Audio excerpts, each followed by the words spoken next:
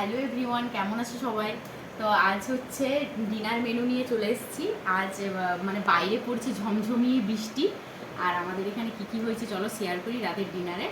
আর মেয়ে ঘুমাচ্ছে, একজন আস্তে আস্তে কথা বলছি। তো চলো সার্ভ করি, কী কী হয়েছে দেখাচ্ছি। এখানে আছে পুরো গরম ধোঁয়া ওঠা খিচুড়ি আছে। এটা আছে সব রকমের সবজি দিয়ে খিচুড়ি করেছি, একটু ঘি গরম মশলা লাস্টে দিয়েছি।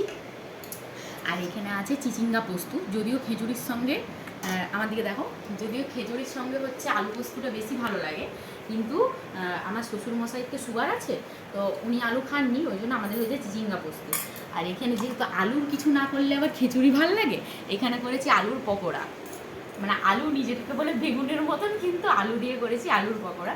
তো চলো বেড়ে দিই। এটা হচ্ছে এখানে এখানে আমি বসে আছি, আমার শাশুড়ি মা আছে, আমার বর আছে, আর আমার দেওর আছে।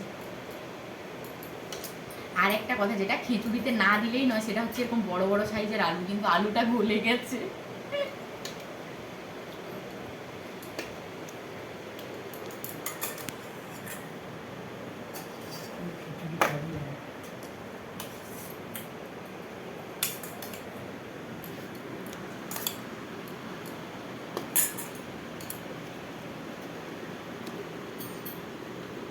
এটা দিলাম আমার বরের।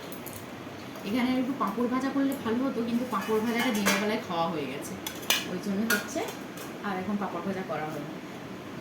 ঠিক আছে, বন্ধ করো এখন একটুক্ষণ।